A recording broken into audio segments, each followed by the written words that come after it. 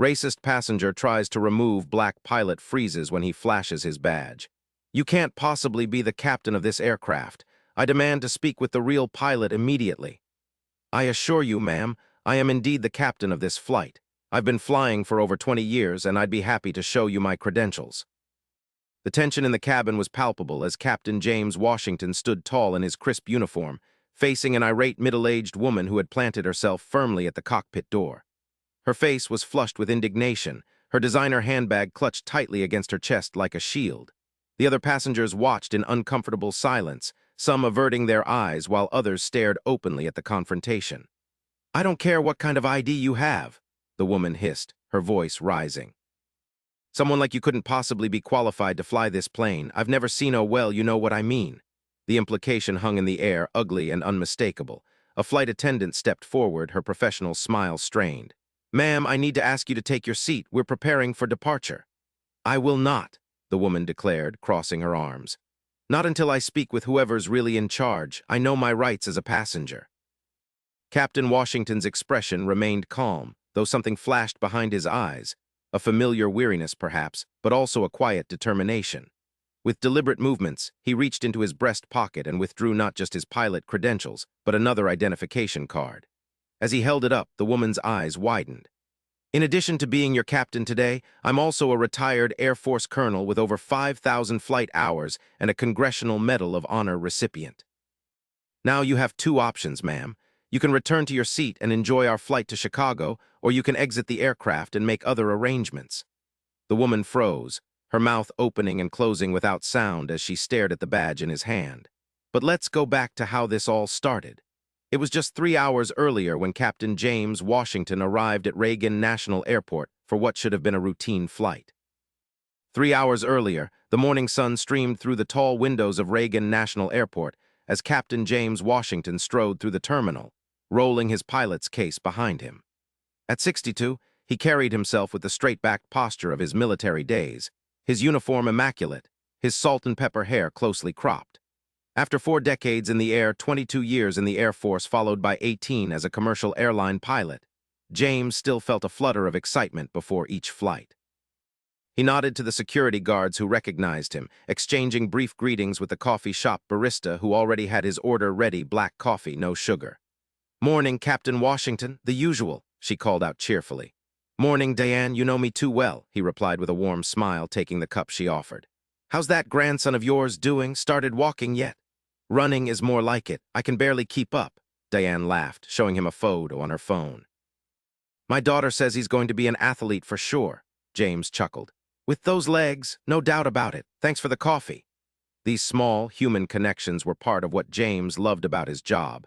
Despite the early mornings and long hours away from home, the familiar faces at the airport had become something of an extended family over the years.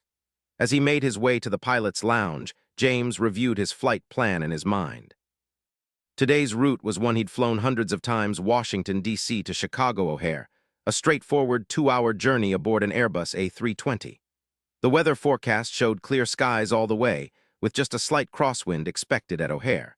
Nothing he couldn't handle with his eyes closed, though of course he never would. In the lounge, he found his first officer for the day, Sarah Chen, already reviewing the flight data on her tablet. At 34, Sarah was relatively new to the airline but had quickly proven herself as one of the sharpest pilots on the crew. "Morning, Sarah," James greeted her, settling into the chair opposite. "Morning, Captain," she responded with a quick smile. "Perfect flying conditions today, should be smooth sailing." "That's what I like to hear. How was your son's piano recital last night?" Sarah's face lit up. "Tyler was amazing. I recorded it. Want to see?" "Absolutely," James said, genuinely interested as Sarah pulled up the video on her phone. As they watched the 8-year-old boy confidently playing Beethoven's Für Elise, James felt a familiar pang. His own children were grown now, his daughter a doctor in Boston, his son an engineer in Seattle. Both successful, both too busy to visit as often as he and his wife Beverly would like. Sometimes he wondered if he'd spent too many nights away from home during their childhood, flying the skies while missing soccer games and school plays. "He's got real talent," James said as the video ended. "You must be very proud." "We are, though I feel guilty sometimes, being away so much." James nodded in understanding. "Trust me, I know that feeling, but you're there when it counts, Sarah. That's what matters." Their moment of connection was interrupted by the entrance of the cabin crew.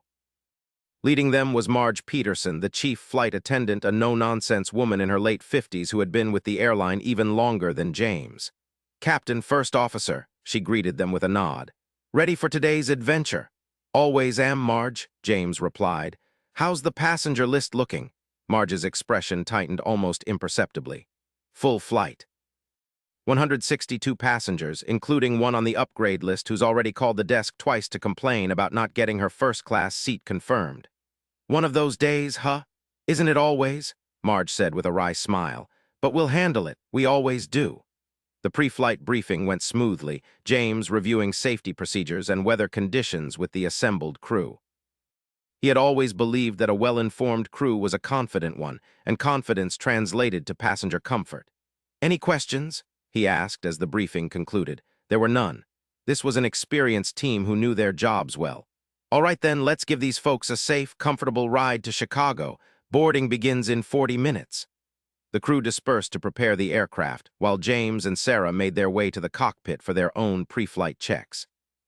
As they walked through the terminal, James noticed a small boy, perhaps 5 or 6 years old, staring at him wide-eyed. "Are you a real pilot?" the boy asked as James approached. James crouched down to the child's level, smiling warmly. "I sure am. I'm flying that big plane right over there," he said, pointing through the window to their Airbus. The boy's eyes grew even wider. "Wow, I want to be a pilot too when I grow up." James felt a warmth spread through his chest. "Well, study hard in school, especially math and science, and maybe someday you will be." The boy's mother smiled appreciatively. "Thanks, Captain. He's been airplane crazy since he could talk." "It's a good kind of crazy to be," James replied with a wink to the boy before continuing on his way. These were the moments that reminded him why he still loved flying after all these years, the wonder in a child's eyes, the trust passengers placed in him to carry them safely through the skies. It was a responsibility he had never taken lightly. In the cockpit, James and Sarah methodically went through their pre-flight checklist, testing systems and reviewing their flight plan. The familiarity of the routine was comforting, each switch, each dial, each confirmation a step in a well-rehearsed dance that had kept James and countless passengers safe for decades. "Systems check complete," Sarah announced, making the final notation on her tablet. "Excellent," James responded. "Let's get the weather update one more time before boarding." As Sarah contacted the meteorological service, James took a moment to look out the cockpit window at the bustling airport. Ground crews scurried about, loading luggage and catering supplies. Air traffic controllers in the tower coordinated the complex ballet of arrivals and departures. It was a system he had been part of for so long it had become second nature, yet he never lost his appreciation for its complexity and precision. The weather update confirmed their earlier information: clear skies and favorable conditions the whole way. It seemed today's flight would indeed be as routine as they came. "Captain Washington," the voice of Monica Garcia, one of the newer flight attendants, came from the cockpit doorway. "Boarding will begin in 15 minutes. The gate agent wanted you to know there's been a slight delay with the catering, but it shouldn't affect our departure time." "Thanks, Monica. How are you settling in with the crew?" "Great, sir. Everyone's been really helpful, especially Marge. She's teaching me all the tricks." James smiled. "You couldn't ask for a better mentor. Marge has forgotten more about cabin service than most people will ever learn." After Monica left, Sarah glanced at James. "You know, you've got quite the reputation as a captain, too. The new pilots all hope to be assigned to your flights." James raised an eyebrow. "Oh, and what reputation is that?" "The best kind. Fair, calm under pressure, willing to teach without being condescending." She paused. "That's rare, especially for us women in the cockpit. Some of the older captains still treat us like we're playing dress-up in their uniform." James shook his head. "Their loss. The best pilot I ever flew with in the Air Force was a woman, Captain Lisa Rodriguez. Saved our entire squadron during a sandstorm over Iraq in '91 when our navigation systems went haywire. Anyone who thinks gender has anything to do with pilot ability hasn't been paying attention for the last 30 years. The conversation paused as James received confirmation that the aircraft was fueled and ready. He signed off on the final paperwork, then settled back in his seat as they waited for boarding to begin. "You know," he said thoughtfully, "my father couldn't even imagine someone like me becoming a commercial airline pilot. When I told him I wanted to fly, he just laughed." Sarah looked surprised. "Really? Why?" Because in the 1960s there were hardly any black commercial pilots, the few who existed were usually relegated to small regional airlines. The majors, those cockpits stayed pretty white for a long time. "That's awful," Sarah said quietly. James shrugged. "It was the reality then. My dad wasn't being cruel, he was being practical." He'd been in the Tuskegee Airmen during World War II, flew with distinction, then came home to find he couldn't get hired as anything more than a baggage handler at the very airlines whose passengers he'd helped protect. "What changed his mind about your becoming a pilot?" A smile spread across James's face. "The Air Force. When I got accepted to the academy, he was so proud he couldn't stop telling everyone. Said times were changing, and maybe I'd get to do what he never could." James paused, a shadow crossing his features. "He passed away before I got my commercial license, but I think he'd be pleased to see me now." "I'm sure he would be," Sarah said warmly. Their conversation was interrupted by the crackling of the radio. It was time to begin the boarding process. As passengers began filing onto the aircraft, James and Sarah continued their preparations in the cockpit. Occasionally, James would step out to greet boarding passengers, especially families with children who were nervous about flying.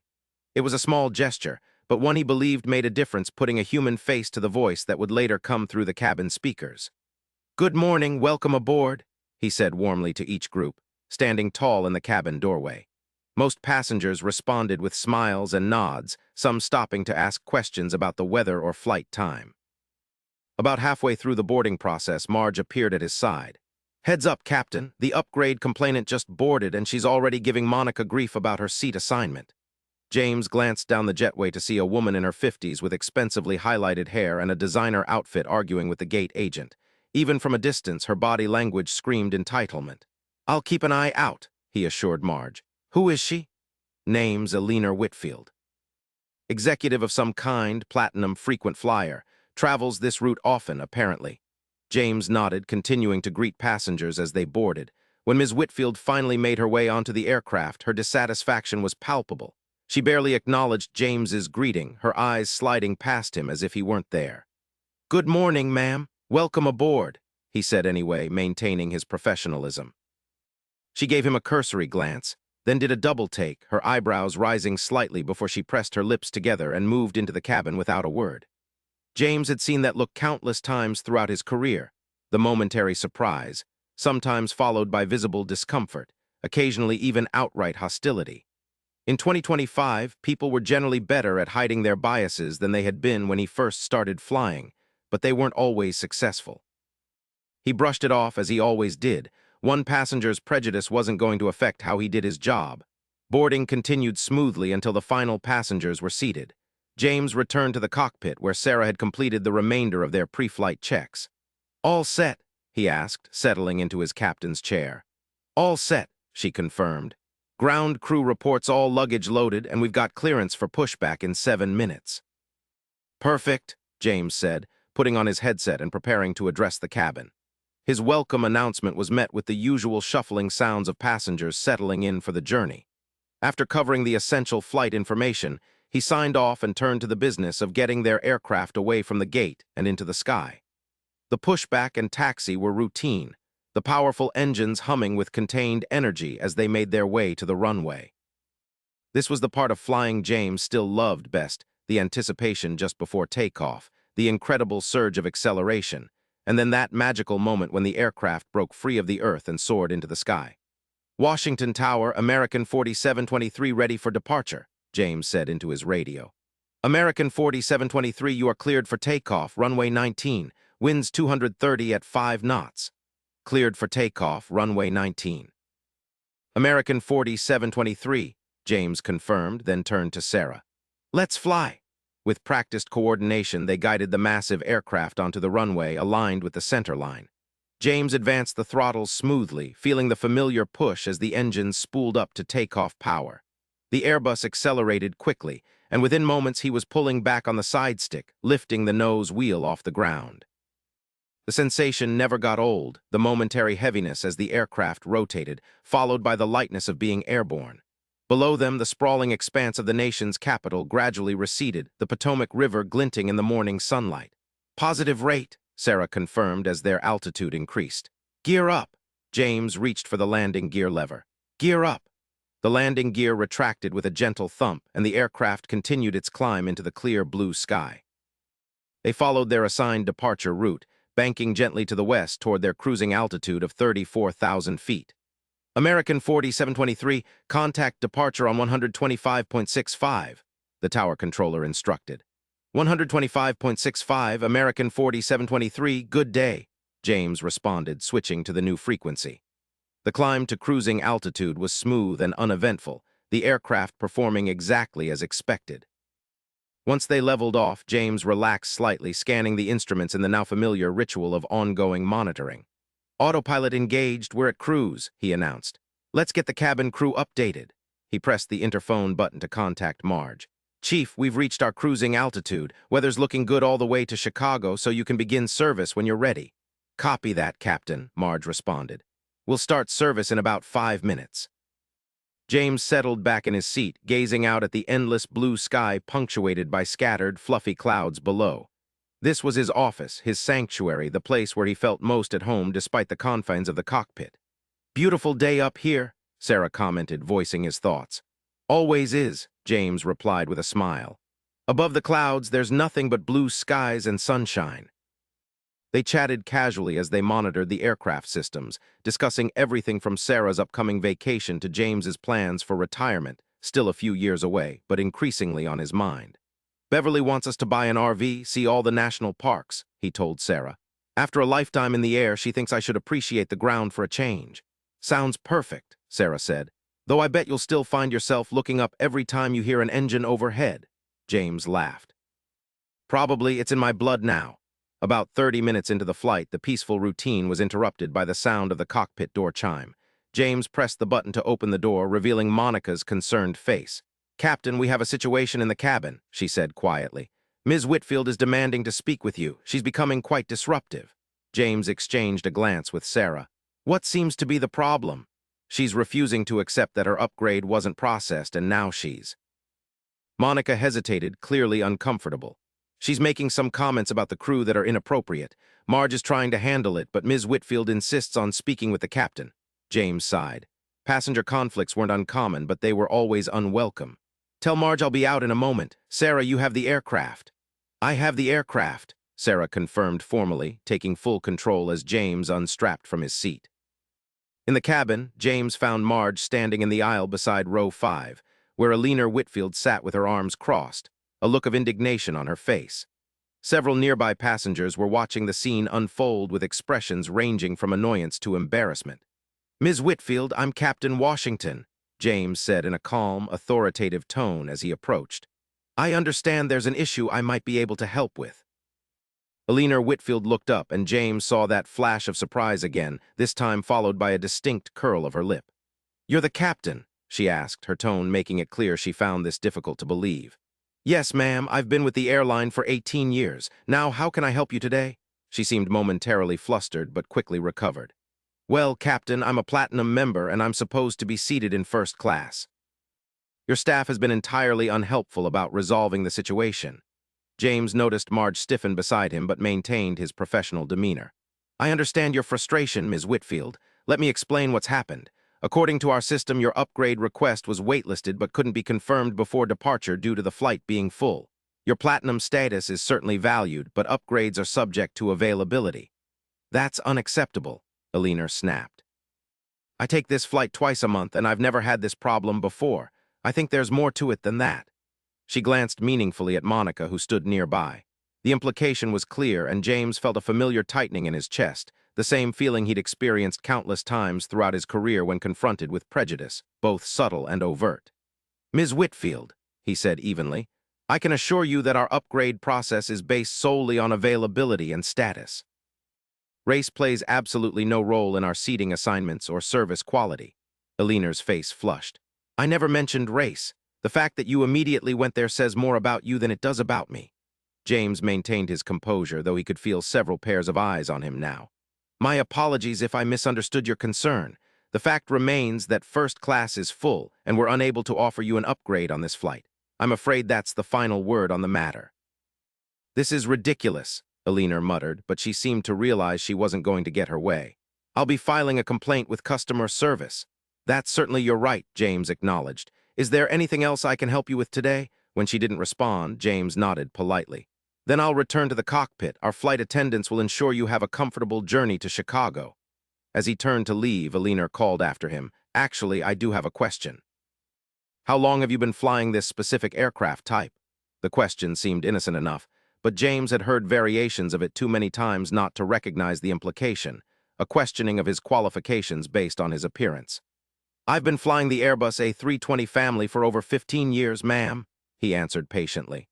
Before that, I flew C-17 Globemasters in the Air Force for 22 years. Rest assured, you're in capable hands. Without waiting for her response, he made his way back to the cockpit, nodding reassuringly to the concerned flight attendants as he passed. Everything okay? Sarah asked as he strapped himself back into his seat. Just the usual, James replied with a weary smile. Nothing we haven't handled before. The next hour of the flight passed without incident, the aircraft cruising smoothly through the clear skies as they made their way toward Chicago. James and Sarah monitored their progress, communicating with air traffic control as they passed from one sector to another. In the cabin, the service proceeded normally, though James noticed through the cockpit door that Monica seemed to be avoiding Alina Whitfield's row, with Marge handling that section instead. It was a small adjustment, one that experienced crews made instinctively to minimize conflict. As they began their initial descent toward Chicago O'Hare, the cabin crew prepared for landing, collecting final service items and ensuring all passengers were seated with seatbelts fastened. James made the standard announcement, informing everyone of their approach to Chicago, the local weather conditions, and the expected landing time. Approach checklist complete, Sarah confirmed as they configured the aircraft for landing.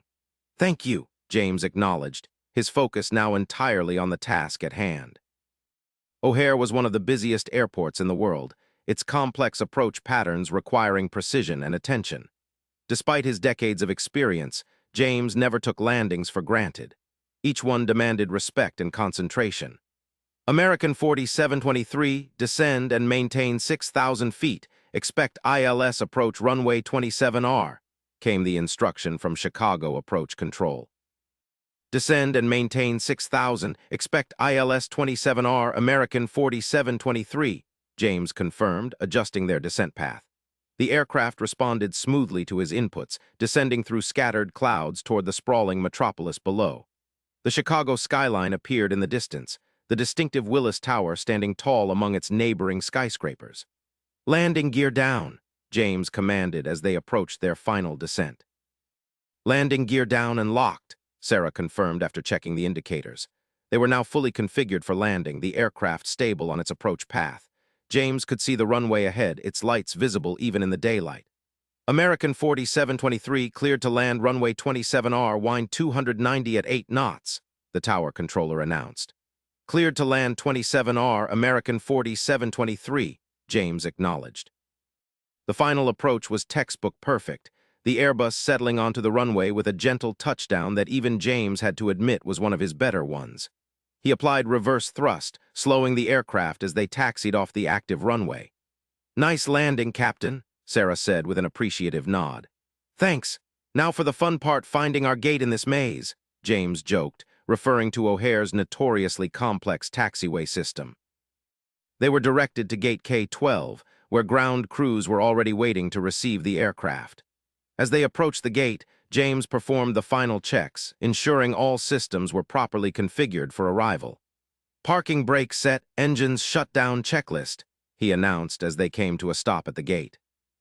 Once all shutdown procedures were complete, James made his final announcement to the passengers, thanking them for choosing the airline and wishing them a pleasant stay in Chicago or safe connections to their final destinations. Another one in the books, he said to Sarah as they completed their post-flight paperwork.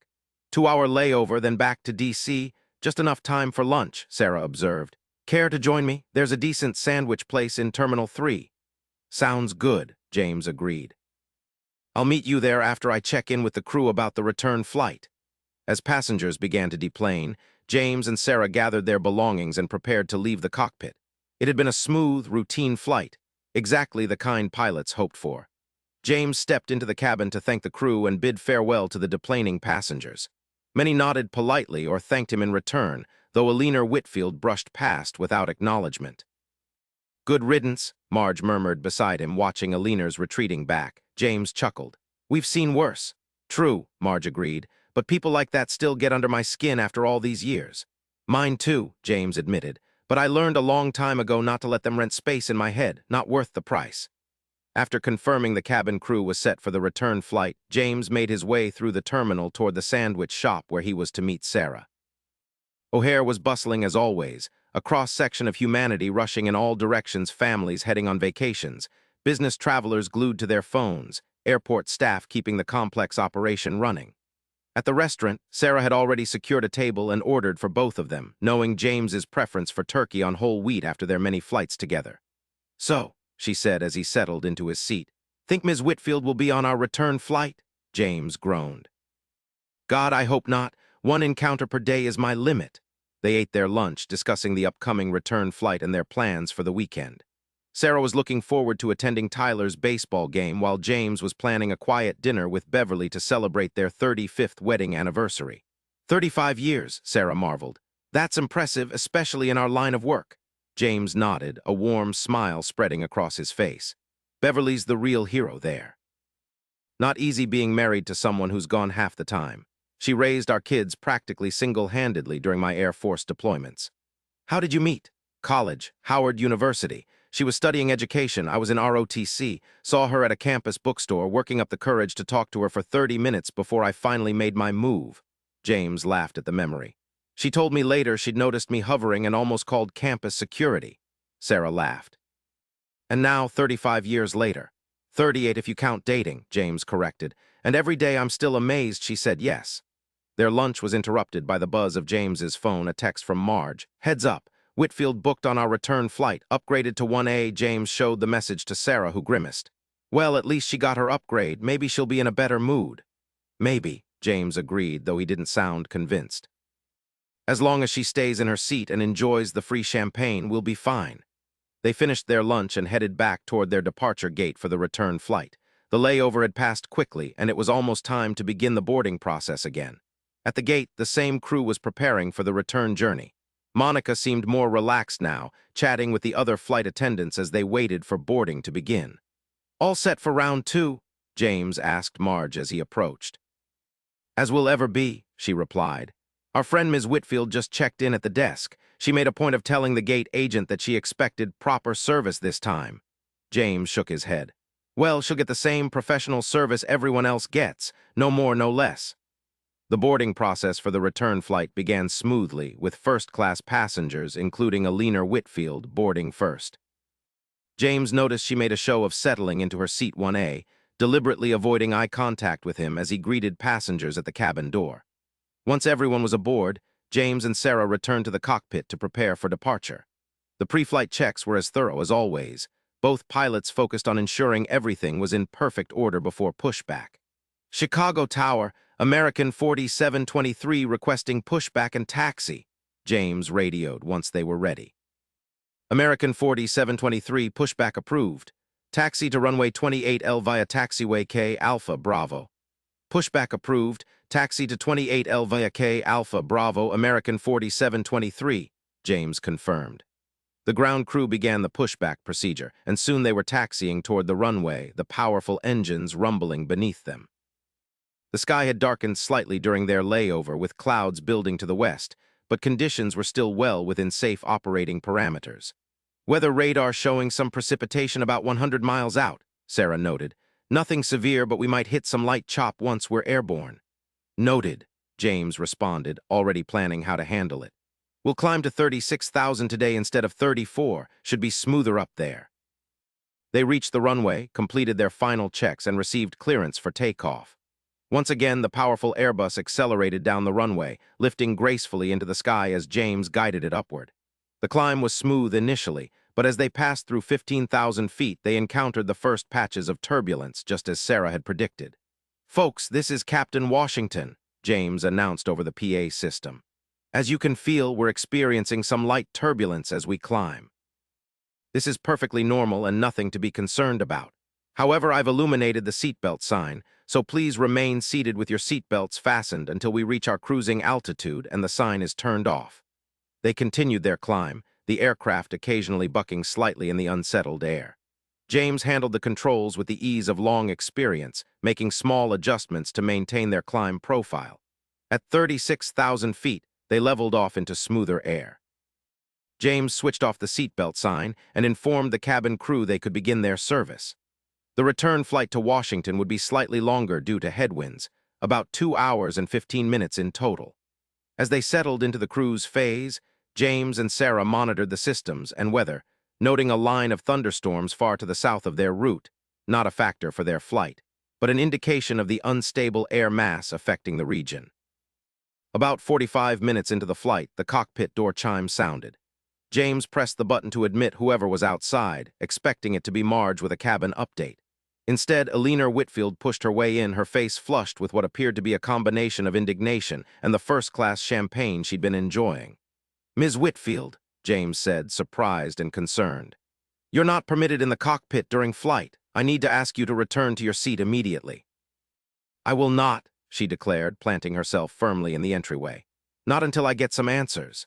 James exchanged a quick glance with Sarah, who subtly moved her hand toward the crew alert button. Cockpit intrusions were taken extremely seriously in post-9/11 aviation. "Ma'am, for security reasons, I must insist." "Don't ma'am me," Eleanor interrupted. "I've been doing some research during our layover. This airline has only had black pilots for, 20 years? And suddenly you're the captain? I want to know who really qualified you for this position." The naked prejudice of the question hung in the air.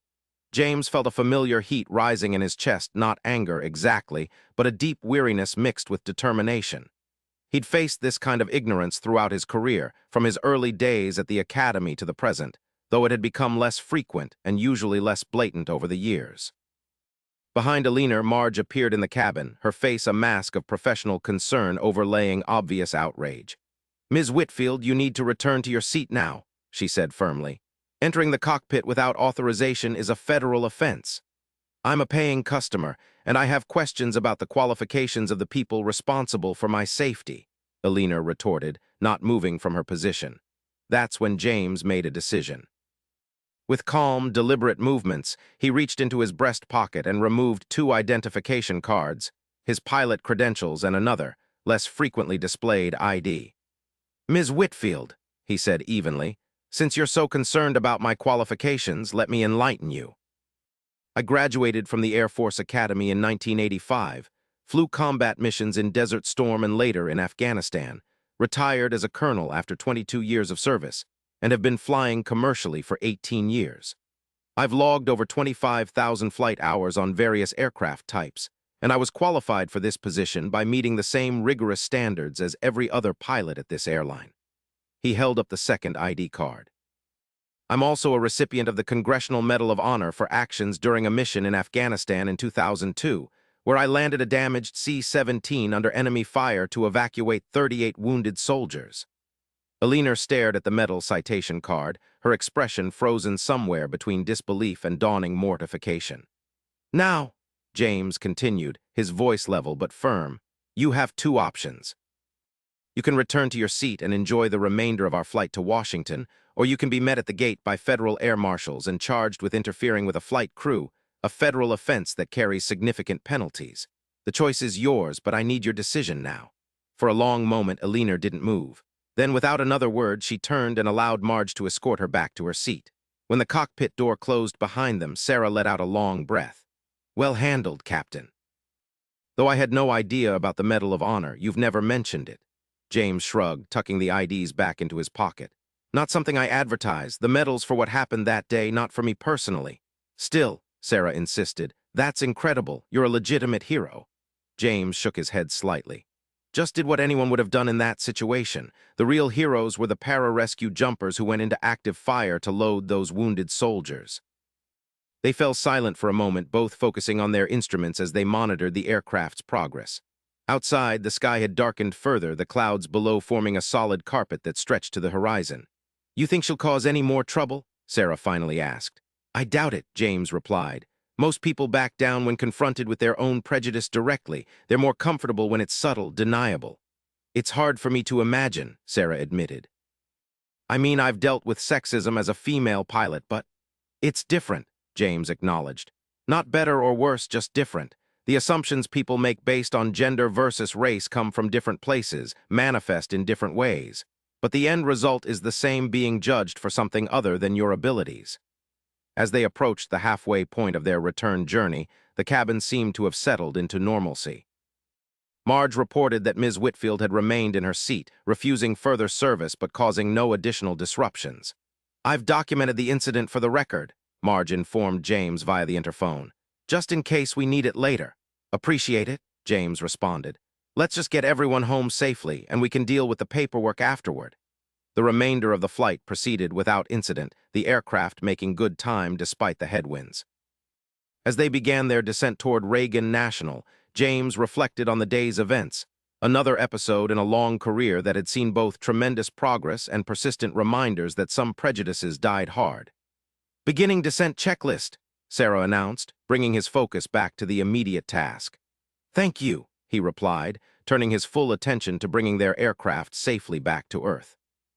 The approach to Reagan National was more challenging than their earlier landing at O'Hare, requiring a curved path to follow the Potomac River and avoid restricted airspace over downtown Washington.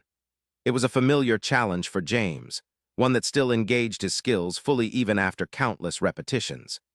"American 4723, cleared for the river visual approach to runway 19, the approach controller instructed. "Cleared for the river visual, runway 19, American 4723, James confirmed, beginning the sweeping turn that would align them with the river. The late afternoon sun glinted off the Capitol Dome and the Washington Monument as they descended, following the curve of the Potomac. Below, commuters were beginning to fill the highways as the workday ended, heading home to families and evening routines. James executed a perfect touchdown, the aircraft settling gently onto the runway before he applied reverse thrust to slow their speed. As they taxied toward their arrival gate, he made the standard announcement thanking passengers for choosing their airline and welcoming them to Washington. At the gate, James and Sarah completed their shutdown checklist, securing the aircraft before allowing passengers to deplane. As was his custom, James stood at the cockpit door, thanking passengers as they exited. Most offered polite nods or thank yous in return, with several commenting on the smooth landing despite the windy conditions. Eleanor Whitfield was among the first to leave, brushing past without acknowledgement, her gaze fixed straight ahead. As the final passengers deplaned, an older man in a Vietnam veteran's cap approached James, extending his hand. "Captain, I just wanted to say I overheard what happened on our flight today. Served 30 years in the Marines myself, and I want you to know what you did up there, handling that situation with such dignity. That's the kind of leadership this country needs more of." James shook the man's hand firmly. "Thank you, sir, and thank you for your service." "Thank you for yours, Colonel," the man replied with a respectful nod before continuing off the aircraft. After all passengers had deplaned, the crew gathered in the cabin for a brief debrief before heading home. Monica still seemed shaken by the incident. "I'm sorry that happened, Captain," she said. "I should have been more assertive in stopping her from approaching the cockpit." "Nothing to apologize for," James assured her. "You handled yourself professionally throughout. These situations are never easy, but they're part of the job sometimes." "Still," Marge interjected, "it was completely unacceptable. I've documented everything for management. They may want statements from all of us." James nodded. "If they do, we'll provide them. But for now, let's just call it a day and go home to our families. We all did our jobs well today under challenging circumstances." The crew dispersed, heading through the terminal toward the employee exit. James walked alongside Sarah, both pilots pulling their uniform cases behind them.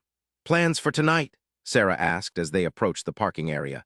"Just dinner with Beverly," James replied. "You?" "Tyler has a science project due tomorrow, so I'll be helping with last-minute volcano construction," she said with a laugh. "Never a dull moment." They reached Sarah's car first, pausing to say goodbye. "See you next week for the Denver route," she asked. "Looking forward to it," James confirmed. "Tell Tyler I expect a full report on that volcano." As Sarah drove away, James continued to his own car, his mind already shifting from Captain Washington to just plain James, husband, father, soon-to-be grandfather. His daughter had called last week with the news that she was expecting, and the thought of becoming a grandfather in 6 months filled him with a quiet joy. Driving home through the familiar streets of his Northern Virginia neighborhood, James reflected on the day's events. The confrontation with Eleanor Whitfield was unfortunately not unique in his experience. though such overt displays had become rarer over the years. What stayed with him was not her ignorance, but the Vietnam veteran's words of appreciation, a reminder that for every person who judged him based on his skin color, many more saw and valued his skill, experience, and character. As he pulled into his driveway, James could see Beverly through the kitchen window, moving about as she prepared dinner. 35 years of marriage, and the sight of her still made his heart beat a little faster. Inside, the aroma of her famous pot roast filled the air. Beverly turned as he entered, her face lighting up with a smile that had never lost its power to move him. "There's my flyboy," she said warmly, coming over to embrace him. "How was your day in the wild blue yonder?" James held her close, breathing in the familiar scent of her perfume. "Oh, you know, the usual ups and downs." Beverly pulled back slightly, studying his face with the knowing gaze of someone who had shared his life for decades. "Uh-oh, I know that look. What happened?" As they moved to the kitchen table, James recounted the day's events, including the confrontation with Alina Whitfield. Beverly listened attentively, her expression shifting between outrage and pride. "Some people," she said when he finished, shaking her head. "After all these years, all your accomplishments, to still have to deal with that kind of ignorance." "It's getting better," James reminded her. "When I started flying commercially, that kind of thing happened a lot more often. Now it's the exception, not the rule." Beverly reached across the table to take his hand. "I'm still sorry you had to experience it at all, but I'm proud of how you handled it with the same dignity and professionalism you've always shown." James squeezed her hand gratefully. "Enough about that. Tell me about your day. How did the meeting with the school board go?" As Beverly launched into an account of her day as an elementary school principal, James felt the tension of the flight gradually melting away. Here, with the woman he loved, he wasn't defined by his uniform or his race or even his accomplishments. He was simply James' husband, father, friend. Later that evening, as they sat together on the porch swing, watching the sunset paint the sky in shades of orange and pink, Beverly nudged him gently. "You know, I've been thinking about that woman today," she said thoughtfully. "Alina Whitfield, try not to," James advised. "She's not worth the mental energy." "No, hear me out," Beverly insisted. "I wonder what happens to people like that afterward, after they're confronted with their own prejudice so directly, after they've been shown how wrong they were. Do they change, even a little?" James considered this. "I'd like to think so. That maybe the next time she boards a flight and sees a black pilot, she'll remember today and check her assumptions. But honestly, I've stopped worrying about changing people like that. All I can control is how I respond, how I do my job." Beverly leaned her head against his shoulder. "Well, for what it's worth, I think you changed at least one person today. That young flight attendant, Monica, was it? She saw how you handled yourself. That's something she'll carry with her." James hadn't thought about it that way, but Beverly, as usual, had a point. Throughout his career, he'd focused on doing his job exceptionally well, on being beyond reproach, partly because he knew he represented something larger than himself to younger black aviators and to his colleagues. "Maybe you're right," he acknowledged. "And speaking of changing lives, have you thought more about what we'll want the grandkid to call us? Because I'm still lobbying for Captain Grandpa." Beverly laughed, the sound mixing with the chirping of evening crickets. "We are not calling you Captain Grandpa, though I suppose it's better than your last suggestion of the Grand Washington." Their laughter filled the gathering darkness, a moment of pure joy shared between two people who had weathered life's turbulence together for over 3 decades. Inside, James's phone buzzed with a text message. It was from Sarah. "Tyler's volcano was a success. He wanted to send you a picture because Captain Washington knows about cool explosions." Attached was a photo of a smiling boy standing proudly beside a papier-mâché mountain with foaming lava cascading down its sides. James showed the picture to Beverly, who smiled. "Another young scientist in the making." "Maybe," James agreed. "Or maybe another pilot. The sky's still full of possibilities for kids like Tyler." As the evening deepened into night, James reflected on the full arc of his own journey, from the little boy who'd watched planes overhead in 1960s Chicago and dreamed impossible dreams, to the Air Force cadet proving himself in a still segregated military culture, to the commercial airline captain who had earned every stripe on his uniform through excellence and perseverance. There would always be Alina Whitfields in the world, people whose minds were closed by prejudice and fear. But there would also be Sarah Chens and Tyler Chens, new generations for whom the sight of a black pilot or a female first officer was increasingly unremarkable, just professionals doing their jobs with skill and dedication. Progress, James thought, didn't always announce itself with grand gestures or sweeping changes. Sometimes it arrived quietly, in the form of a young boy who saw nothing unusual about a black man being the captain of his flight, or a passenger who judged his landing skills rather than his skin color.